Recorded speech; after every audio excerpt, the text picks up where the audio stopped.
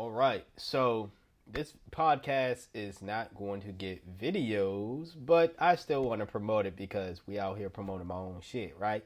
Anyways, the My Two Cents podcast. If you're unfamiliar with the My Two Cents podcast, it's my podcast that I do every week, just like this podcast. But instead of talking about the worldly topics that I talk about here, I simply just talk about music. So I listen to an album, I review it, and that is the podcast there. Or I just talk about specific songs or things that's going on within the music industry, music based discussions in general. If you want my thoughts on that, the only way you will find those episodes or just my thoughts on that is by subscribing to the My Two Cents podcast. In the link description box below, you will find all the DSPs to where you can find the My Two Cents podcast. Appreciate your support. Support that podcast just like you're supporting this one. Now back to the show. All right, we are back. As you can see, for the watchers out there, the light is on now because it is getting pretty darker in this room, and outside. But it's not like pitch black. But anyways, we're gonna continue on with the response. Like I said, there was one more person in the response section that I took note of. There's one more individual that I felt the need to address their response. But this individual, his response is actually not bad, or at least not bad compared to the three ones previous one. And that being Ricky Smiley. Ricky Smiley's response to me was the one that made the most sense. It was the more sensible response out of everyone that I named, and probably all the responses, to be honest with you. Again, there are tons of names of people who threw their name in a hat because they just wanted attention, to be honest with you. You had Ari Spears say some shit, say some stuff, S-H-I-T has been the only curse word I've used in this episode so far. Alright, so I'm going to try to stop saying it, but at least it's the only curse word that I used thus far. Fingers crossed. But, anyways, Ari Spears tried to say stuff about it, and he made himself look like a goofy hypocrite, because this guy is the last person to be talking about black folks only care about drama and stuff when he has zero problems going on Vlad TV and milking those same dramatic views to get his name out there. So stop that. Kevin Hart's response, I thought was pointless. And it could have made this list, but it was so pointless. Like my response to him is the same response I had for Steve Harvey. You should have just shut up and just kept it moving. That's my same response for Kevin Hart because it just made no sense. It was more so him trying to pretend like he isn't bothered by what was said about him, but he clearly was bothered about it for him to say something. So if you truly wasn't bothered, don't say anything about it. So it really made no sense for me to even include Kevin Hart within the response, because again, like I said, my response to Kevin is the same response to Steve Harvey. You should never just say anything about it if it didn't hurt you in any way. If you think Katt Williams is the one who is hurt and therefore you're telling him to let that hurt go and all this other stuff, then you go in and promote something you got on Netflix or whatever the case is. I ain't gonna watch it, and it's nothing against Kevin Hart. Once again, just to reiterate to anybody who for some reason might be fast forwarding to this part instead of the first part, I'm a fan of everybody here, and even this guy, Ricky Smiley. I'm not a super big fan of Ricky Smiley. I would say out of everyone who is named, out of all the entertainers, because again, I can say comedians, but Ludacris, again, not a comedian. But out of all the entertainers here named within this situation, I'd say I'm the least fan. I have, I guess, the least amount of fandom, I guess if you would call it that, for Ricky Smiley. But I do like, he had a show that I liked, and the reason why I like Ricky Smiley is more so for sentimental reasons regarding my late mother, who was a big fan of his. And some of the bonding that we did was when we would, watch his show together. So that's literally the reason why, for the most of the reason as to why I like Ricky Smiley, personally, but again, everyone on here, whether it's for sentimental reasons or personal reasons or just some like, I just really think they're funny. I'm a fan of these folks. But I will, whether I'm a fan of you or not, I'm going to call you out if I think you just on some stuff. So, and I didn't say ish. Yay, progress. But anyways, Ricky Smiley, like I said, his response was the only one to me that had some validity to it. I'm not going to say whether I believe it or not, but I do think that it is very odd for Kevin Hart not Kevin Hart, sorry about that, brother, for Katt Williams to put in his contract that every time he does something with Ricky Smiley, Ricky Smiley has to put on a dress, right? He has to play that, I guess I don't even remember her name. It's because when he does that, I don't find it entertaining at all. When he puts on the dress and he plays like the church grandma, you know what I'm saying, or the church mother, some old black lady who goes to church, pretty much.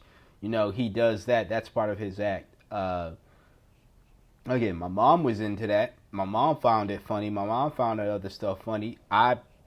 When he did that, I didn't find it funny. But there are other things, like I said, that I seen, and I was like, okay, I can get with it. And like I said, it was more so of the bonding that we did before she passed. That's which made me, say Ricky Smiley has he's good for that. You know what I'm saying? In my opinion. Anyways, Ricky Smiley pretty much he responded on his radio show, and he had a friend call up the show, or somebody who was around the time, who was, pretty much, I think it was an old manager or something, either or a friend manager, who pretty much gave more backstory to Ricky Smiley's point, and Ricky claiming that he was originally supposed to play Money Mike being the pimp on Friday After Next. Now, if you're like, who's Money Mike? What's Friday After Next? All this other stuff. Again, this is the due diligence I was talking about earlier that you should do your own research on, and including these responses. I already have enough on my plate as is. I can't just go around explaining things to you, this, that, and the third.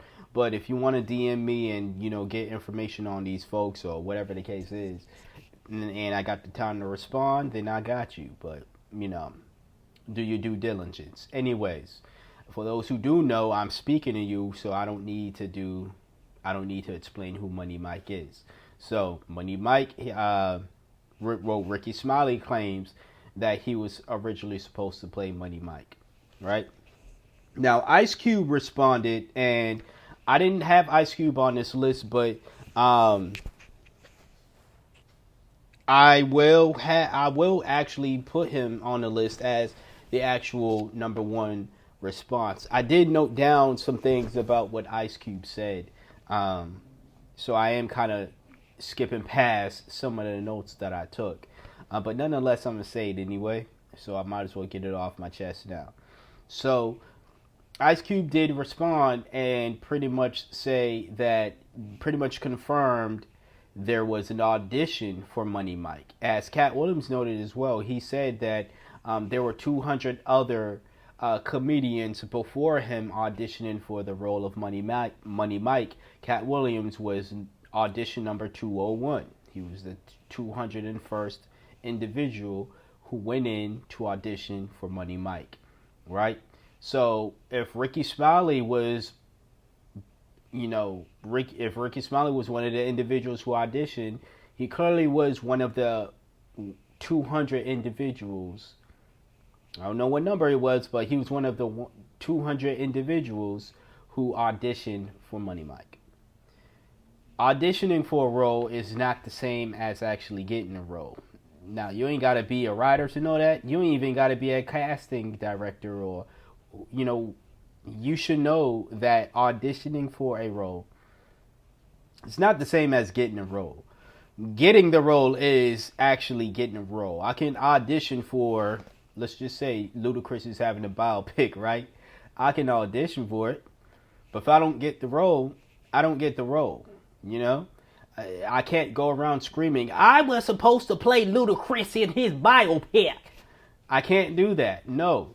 Unless, I was, now Ricky Smiley claims that originally Ice Cube and, the people were like, yeah, you're going to be Money Mike. And supposedly, Katt Williams was going to be the Santa Claus that was in Friday After Next. Again, you don't know the reference, do your Googles, do your research, watch the movie, damn it. But anyways,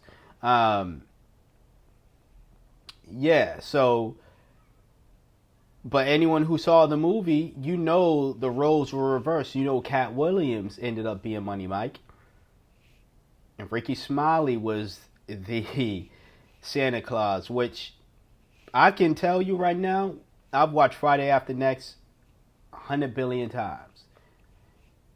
I did not know that was Ricky Smiley. Not until recently, because I found out it was Ricky Smiley like some years ago, but it wasn't like the first 4 times that I saw the movie and I was like, oh, that's Ricky Smiley. Like, even prior to, I've knew about Ricky Smiley for some time now. Again, not only my mom is a fan of him, but my dad's a fan of him as well, and I used to listen to his radio station all the time. But I just knew him as a radio guy. I've never seen his face prior to watching the Ricky Smiley show when it was on air, or like the TV show Ricky Smiley show, right? So I didn't know what he looked like. I just knew his voice. He didn't speak in Friday After Next, And if he did, I don't remember any speaking roles. He was just running around stealing stuff, and he was one of the, as Ice Cube put it, he was one of the antagonists in the film. It was 3 antagonists, and he was one of them. But I don't remember him having a lot of speaking roles, if any, at the moment. Not at the moment, but within the movie. So it wasn't like, oh man, I've heard that voice before. That sounds like Ricky Smiley. So again, and yeah, credits are credits, but when you're a kid, you're not reading credits.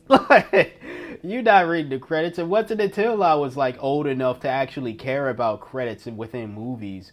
Then I read the credits and found out that Santa Claus was Ricky Smiley. So, that's when it was. But like, that's my thoughts on it. But also, my other thoughts on it is, it was a good choice for them to choose Katt Williams over Ricky Smiley to play Money Mike. Because apparently, again, Ricky Smiley claims he had it in the bag. But then somewhere along the lines,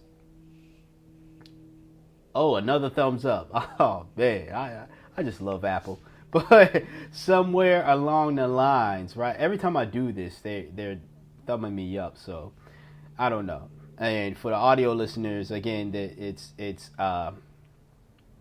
a thumb up showing in the video. You just gotta watch the video to see. But like, somewhere along the line, they decided, yeah, Katt Williams was the better actor. Of course, for Money Mike. Of course.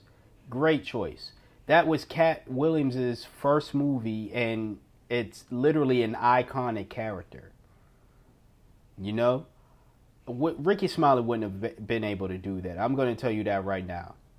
And in regards to the whole Money Mike, just Ricky Smiley proving that he could play a pimp, because Katt Williams' well, I'll get into that point later. But just to say, Ricky Smiley, your point was, I don't think he lied. I'm gonna put it that way. I know I said I wasn't gonna say, I don't think whatever I said I wasn't gonna do, scratch that. I don't think Ricky Smiley lied. I don't think he lied at all about how the decision was made. You know, and this is just me going based off of a hunch. It has nothing to do with I know Ricky Smiley personally. He know my mama and him. Not no, like it's because his story didn't have any timeline lapses in it, like Cedric the Entertainer's. He didn't brush off what Katt Williams said, like Steve Harvey did, and try to make it seem as though, yo ass crazy. He didn't try to do that. He didn't respond to a whole bunch of nothing like Ludacris did. You know, so Ricky being the one that actually responded with some sense and some evidence and backstory, not just from him but someone else who was involved in the situation, or at least had a look within the situation. His response is more believable than everybody else's response. You know, that's just my opinion. Does that make me look at Katt in a different way? No, because I don't think it actually painted Katt to be a liar. I just think that it gave more credence to both, actually. It gave more credence to what Katt said on Club Shay, but also gave more credence to Ricky Smiley himself. It does make it look like Katt is a liar when it comes to the whole, every time Ricky Smiley does a movie with me, he has to put on a dress type thing. First of all, that's weird. You know, you got to petty it. Like, I understand being petty. My thing is, if I had a beef with somebody, if I'm an actor, right, and I had a beef with somebody and I wanted to be petty, if you can even do things like that in your contract, I would put it in my contract that no matter what type of movie we're doing, whether it be a comedic movie, action movie, whatever the case is, I would put it in my contract that my character has to slap the ish out of that character at least once in a movie. At least once. Now, if writers are like, nah, that was a great... Directors is like, nah, we're going to add some more scenes where you get slapped by this character again, because that's just great. Hey, that's out of my control, pimp. But in my contract, because I don't like you in real life, but I still got to work with you, I want legal grounds to slap the ish out of you. And it has to be a real slap. It can't be your stunt double taking the slap. It can't be my stunt double. It can't be a fake AI hand. It can't be an AI you getting slapped. No, it has to be in my contract. If I'm going to work with actor SOB, you know, there has to be a scene no matter what the movie is. It could be a kid's film. It could be a cartoon film. We have to go into the studio, right? We're doing voiceover acting. We still got to go into the studio. And then when the scene comes, I have to slap that actor, right? You know, real slap. So it sounds real over the microphone because it is a real slap. But also their reaction to it has to be a real reaction. There has to be a real ooh or whatever sound they make. You know, so they can end up being like turning into a weird face woman who does nothing all day. You know what I'm saying? But nah, like you know, that's the type of petty that I'd be on. I wouldn't be on some, ooh, every time I see you, I want to see you in a dress. Ooh.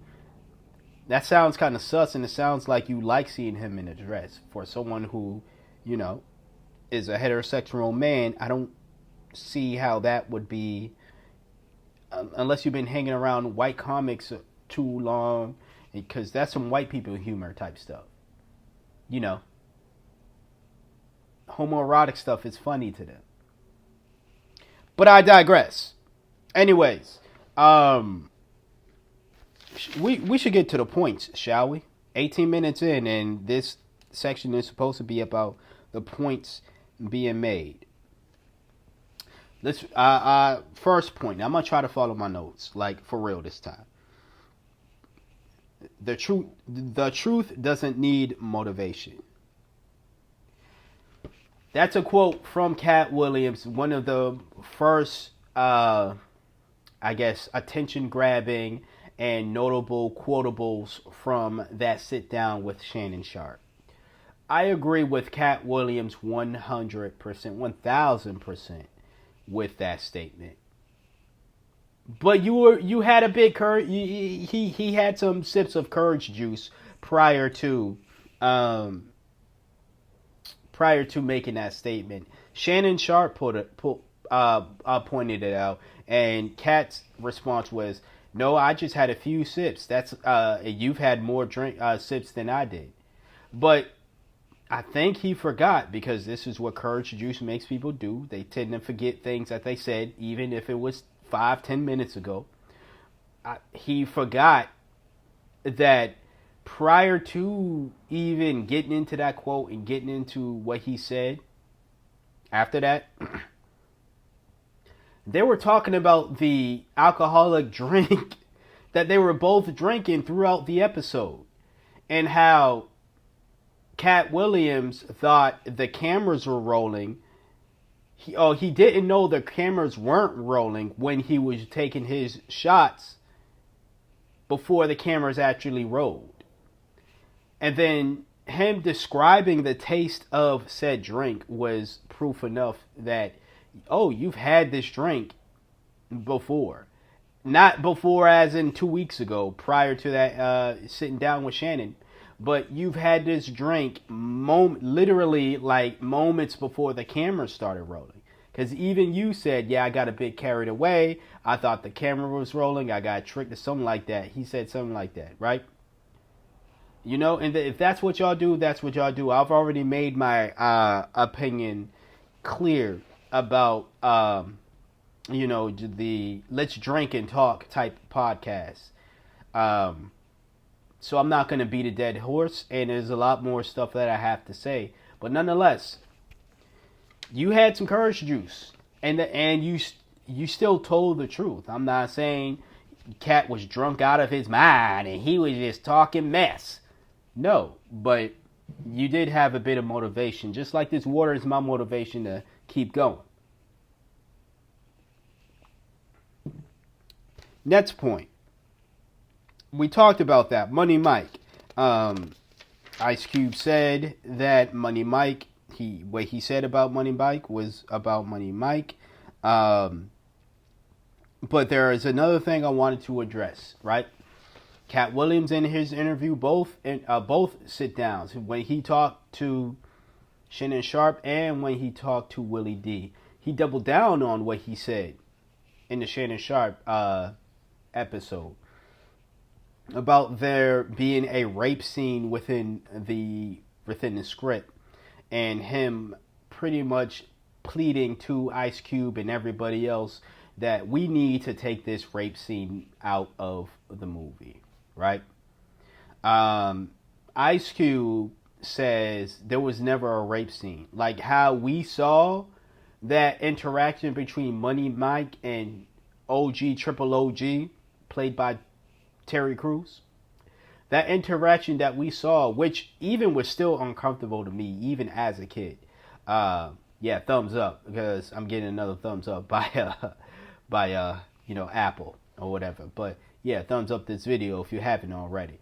But even seeing that, not even just as a kid, but like as I got older, when I watched Friday After Next, like I said, I watched it a billions of times. It's actually my favorite Friday out of the three. The first one is always going to be like perceived as the best, and I don't argue against that. But Friday After Next was really was cool, man. I liked it. But as far as, again, that scene, Ice Cube says that scene that got played out on camera the way that he wrote it within the script. He did not write down a rape scene. He would never write down something like that. He himself was like, rape is not funny. Turn the brightness up over here. He himself said rape is not funny. I would never write that within any of my scripts. Uh, when you he brought up Players Club, which is another movie he is associated with.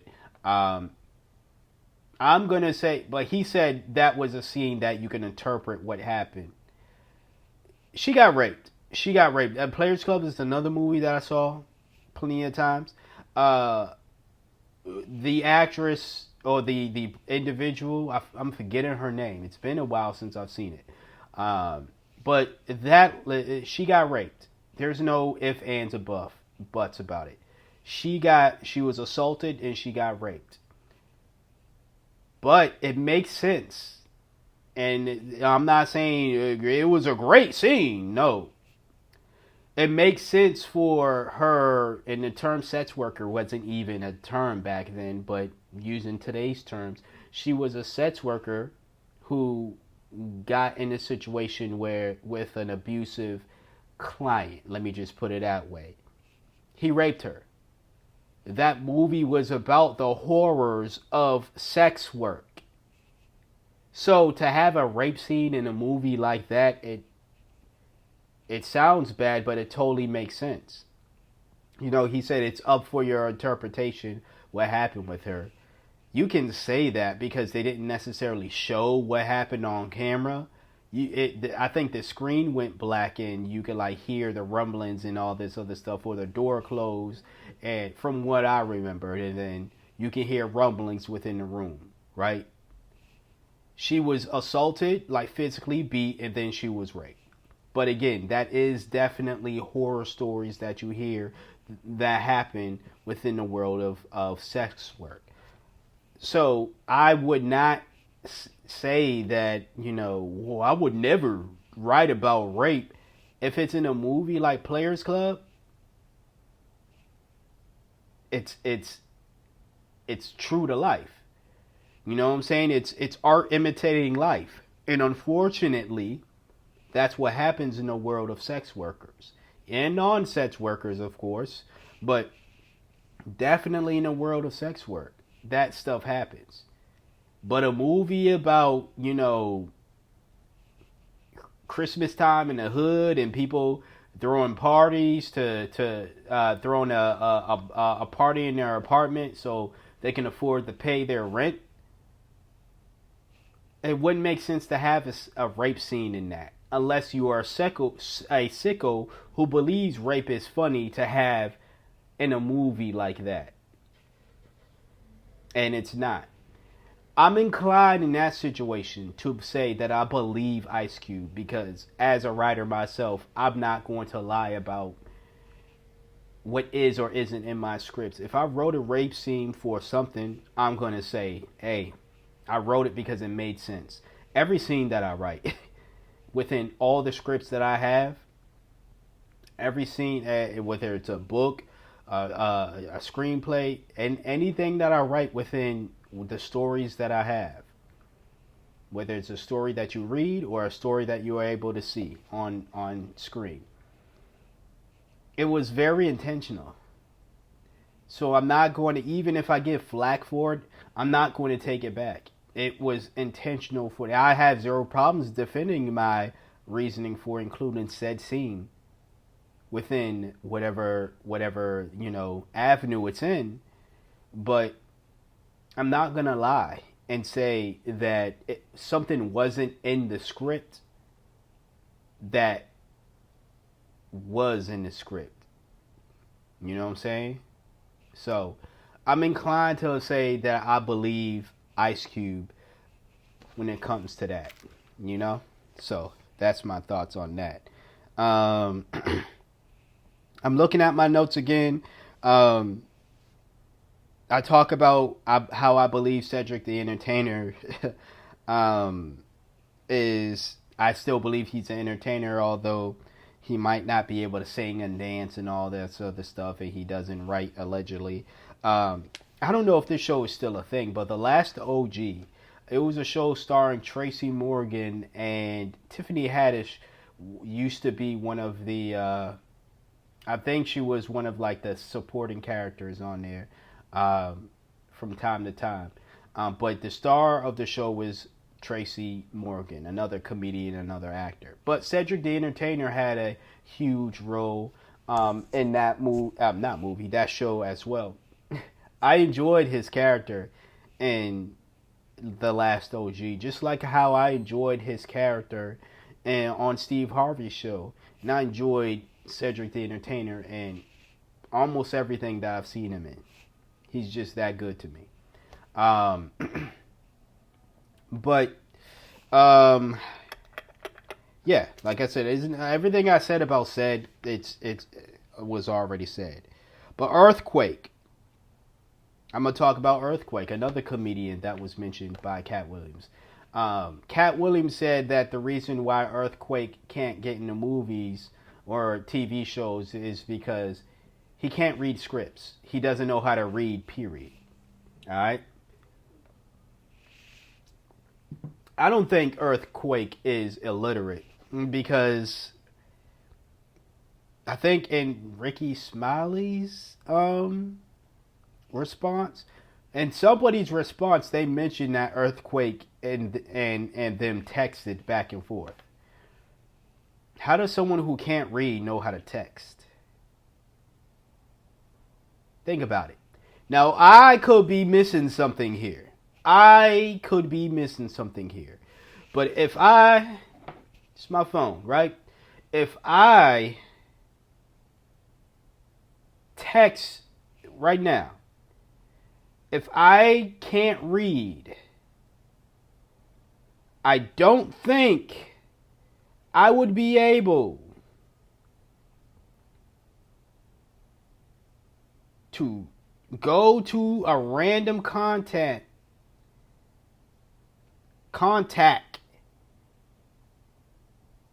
and text. Let me try to cover up some things. I don't think and I probably made it worse. Golly. Y'all ain't see that. But you see that pad?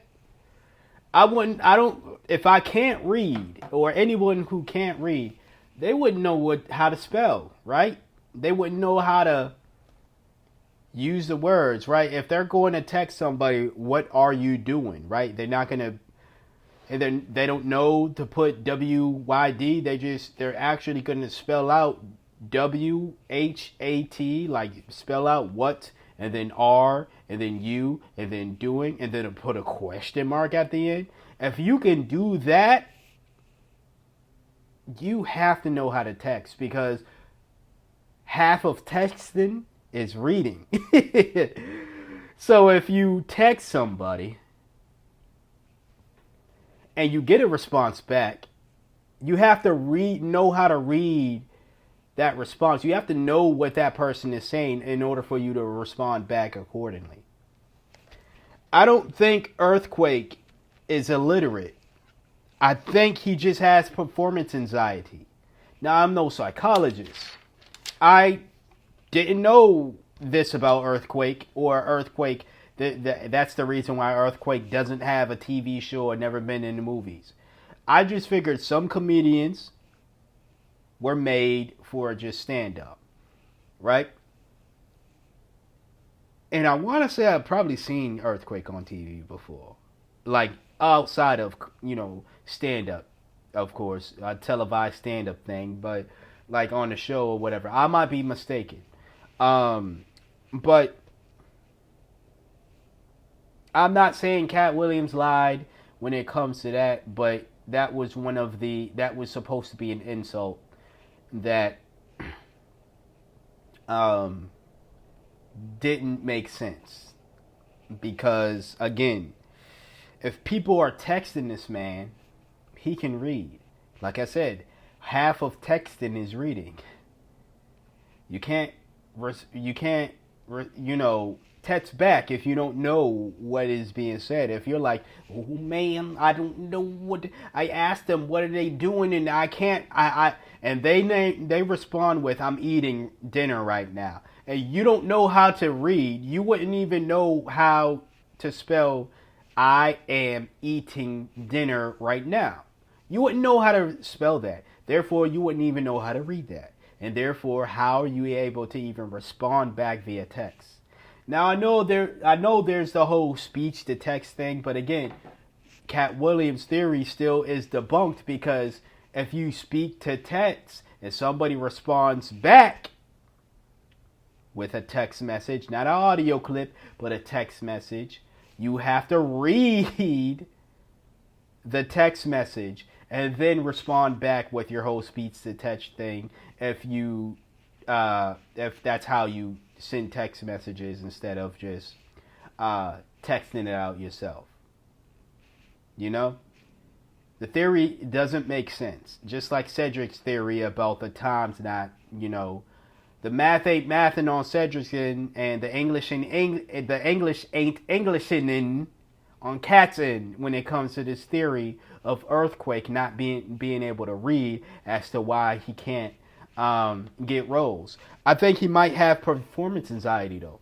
I think it's one of those situations where you're on the set and you got your cards in front of you, right? Or you've read your role, right? He's got like his script, right?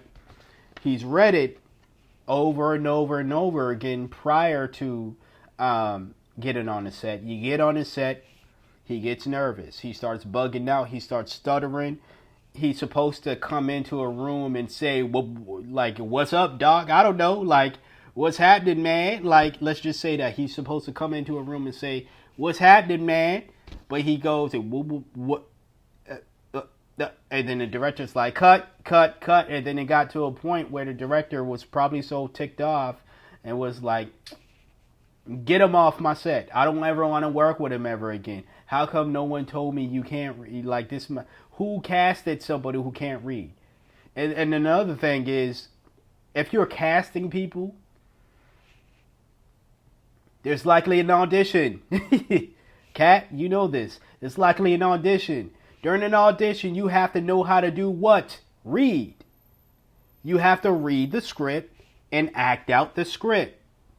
If Earthquake can't act, how do he get past the audition? If it's his, thumbs up, like Apple was telling you. But how do he get past the audition? If his buddies gave him a role, to me it seems very self-sabotaging to their own reputation if his comedian buddies or whoever, industry buddies, gave him a role that they know he could not fulfill because he doesn't have the literacy capabilities to be able to fulfill said role.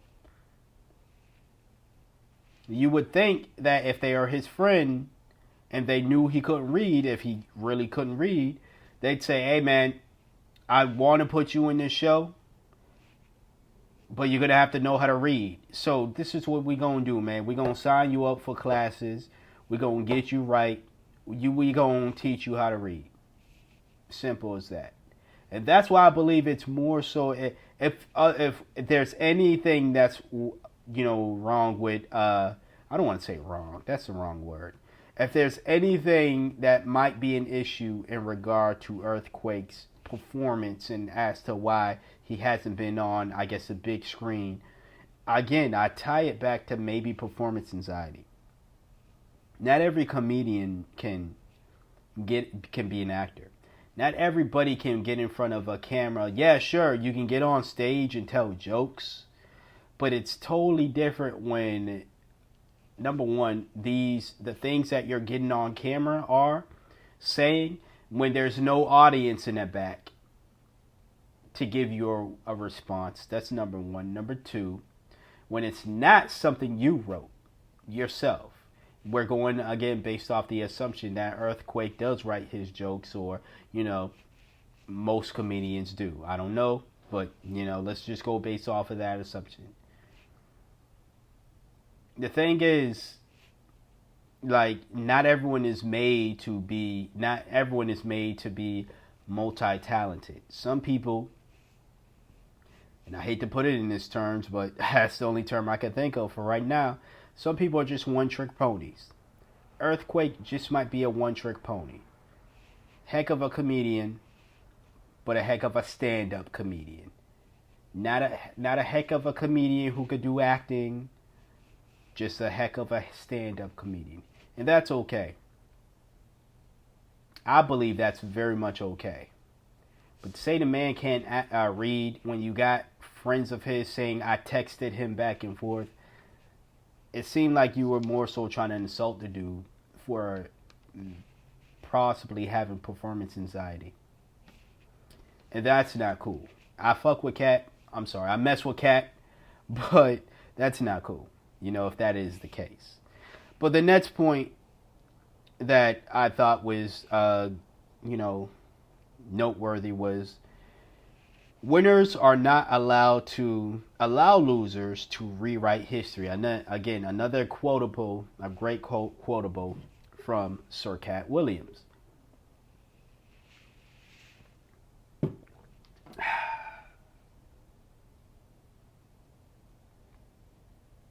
I'm looking at my phone real quick because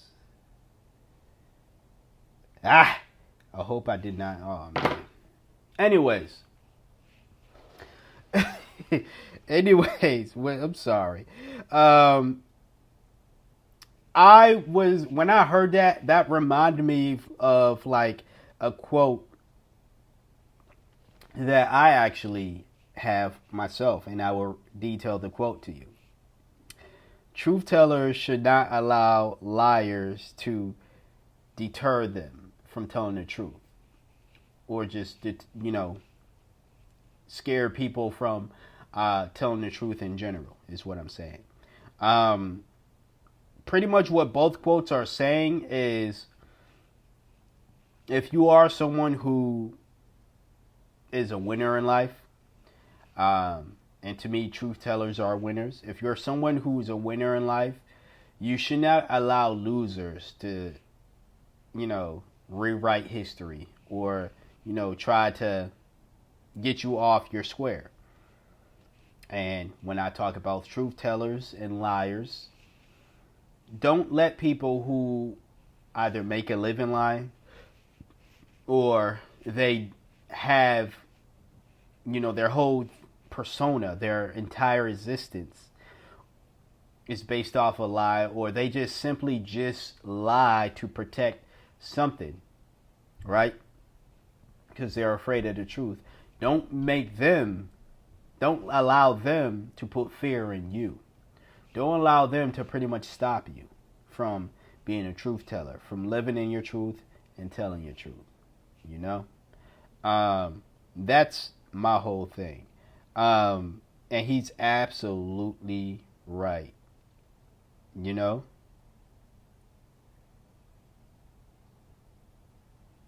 Because you can't just, and I was just reading what I said, the rest of what I said, but he's absolutely right within his quote, because it's like you can't call somebody out and then get upset for them responding.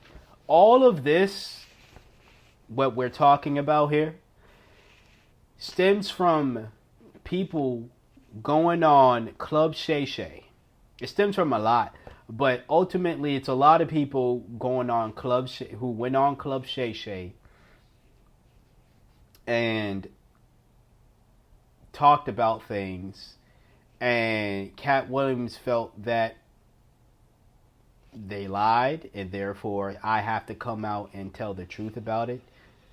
And also, people were mentioning him on lies or to Katt Williams' perception that these people were lying about certain things involving him, and therefore he felt the need to come out and say, nah, this is actually a lie, or this is the truth. Katt Williams is not wrong in doing so. Whether you believe him, like, let's just say you do believe him. Well, no, like I was saying before, whether you believe him or not, you're thinking there's holes within the situation or not. The simple act of addressing something that someone said either about you or that involved you does not make you wrong. Because that's you clearing the air. If they didn't want you involved in any way, shape, or form, they should have never addressed you. They should have never threw your name into it, period. That's what I mean by address you. You know? They should have never threw your name into the situation, period. That's how you avoid getting somebody to respond. That's how you avoid getting somebody that you don't want to respond to something you said, not to respond to something you said. And you can simply just not lie. You know? You can simply not lie, and the people or person who was involved in your lie won't come out and say that is a lie. Seems all too simple to me, but what do I know?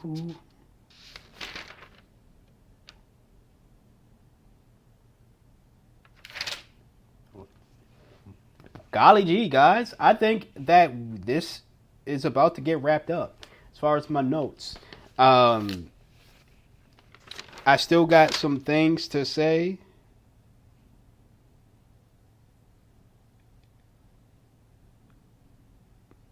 I have it right here. I'm going to read my notes. This is what I'm going to do. I'm going to read my notes. I'm going to take a sip of water first. And then I'm going to read my notes. And then I will go over anything that I have in my notes in depth, if I have more of depth to say. Before, this is in my notes. I do want to apologize if I ever said or insinuated Katt Williams was on drugs.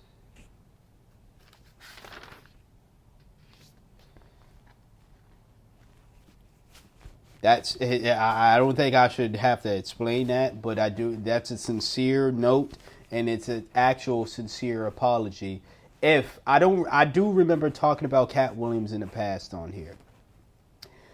On here being on YouTube, when I was just primarily doing YouTube videos unassociated with the podcast, and on here meaning the podcast. But this is the first time in a long time since I've had a topic related to Katt Williams, right? But if I insinuated in the past, because I honestly don't remember if I did or not, but just in case I did, insinuate or said he was on drugs, I do apologize for that.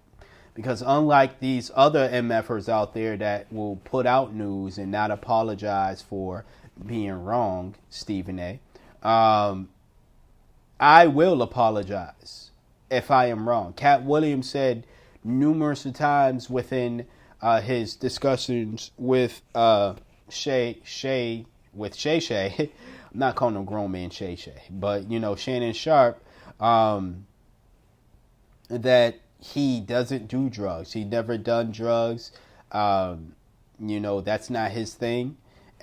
He pretty much gave the same reasons as to why I don't do drugs. I've seen people, what it does to people on drugs, who are on drugs. And when I say drugs, I'm including weed, right? Even though I think it's, if I had to choose one, weed or the other stuff, it'd be weed. But I'm not, even with that, I don't have to choose it. And therefore I choose not to use it. But nonetheless, for the same reasons he said, the same reasons I'm like, nah, I'm not going to do any of that stuff. Aside from that, I think they all smell bad. They all make me sick when I smell it. Weed does that a lot when it makes me sick and all that stuff. So it's like, why would I then ingest something that's going to make me sick based off the smell? Yeah, nah. But honestly, I do want to apologize if I did insinuate or said he was on drugs because of the past situations he's been in regards to the law and all this stuff. By the way, he is a man who, has many run-ins with the law, but there's a reason why he hasn't been to prison, or he's not in prison now. It's because a lot of the mess that he found himself in was not his fault. Simple as that. But let me continue on reading the notes. Here's what I had to say about the whole Steve Harvey homeless thing. I don't know what to believe on the Steve Harvey homeless allegations. He could have been making $3K a show, but blew it all on baggy suits, Beijing, and lineups. Put that in quotation marks. Lineups, or lineups. his relationship advice is ish, though. It's crappy. Let me put it that way. Not is the ish, but it's crappy though. I don't like the whole think like a man thing. I've talked about that on here. Again, here being YouTube, here being the podcast, whatever you want to. I've discussed that in the past. That whole era was terrible. The movies was bad.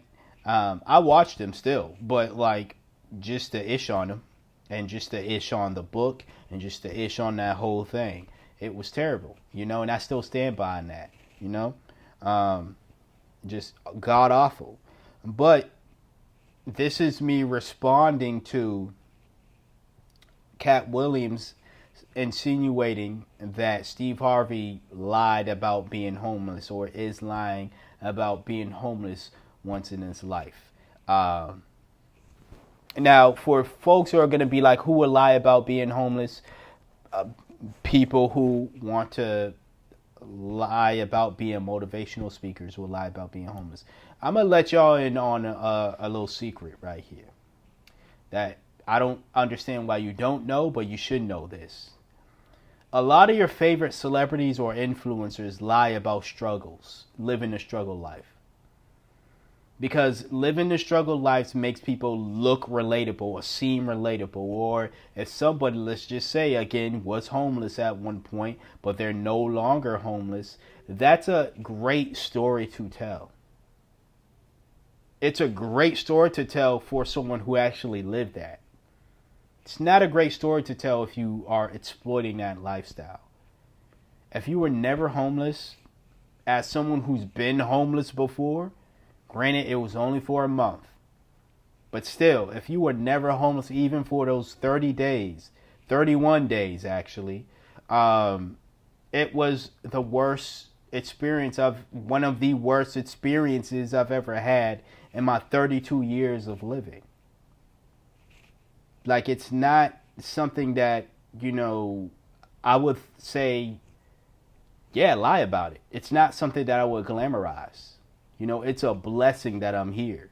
It's a blessing that if Steve Harvey actually was homeless at one point, that he's here. Katt Williams was homeless at some point, as he stated. It's a blessing that anybody who was once homeless is no longer homeless. It's a blessing that they are still, one, they got a roof over their head, but that they're still here, still alive, But my response was, if he wasn't homeless, not if he wasn't homeless, but making $3,000 a show, because Katt says Steve wasn't homeless. He was doing shows with Mark. He was doing a tour with Mark Curry, comedian Mark Curry, which they say Steve Harvey stole Mark Curry's entire career. I have my thoughts on that. I'll share that at the very end of all these points, but yeah, making $3K a show is pretty nice money. I will say that. But if you don't have the financial literacy, and financial literacy isn't just a term that was created 2 years ago or 10 years ago, whether it was 20 years ago or longer, if you are bad with finances, it don't matter what era it was, the 80s, the 90s, the 70s, the 2000s. If you are bad with finances, it doesn't matter. It didn't matter how much money you made per show or at your job, whatever the case is, that money goes away real quickly when you are financial illiterate. Steve Harvey could have been so financially illiterate like that those $3,000 he was making per show went away like that. I joked and said he spent it all on baggy suits, Beijing, and lineups, quotation marks, but you know, it could have been very much other things as well that wasn't conducive to actually saving up so he can pay rent. Because $3,000, that's rent. You know what I'm saying? If I was getting $3K for these episodes, that's a thumbs up. Yeah, just like how Apple is right now. But if I was getting $3K for these episodes, I'd be able to pay rent I'll upload this tomorrow, get $3,000. I've already paid this month's rent. That's how freaking crazy rent is out here. You know what I'm saying? Or at least a good part of it, because I think it's a little more than that. You know what I'm saying? And not even a little more. But anyways, the red light is on. So I still got more to say, a little more to say. So we're going to end it here. Man, I told y'all it's going to be a long episode. We're going to end it here. And then we'll get into probably a commercial break and then the rest of this episode. Stay tuned.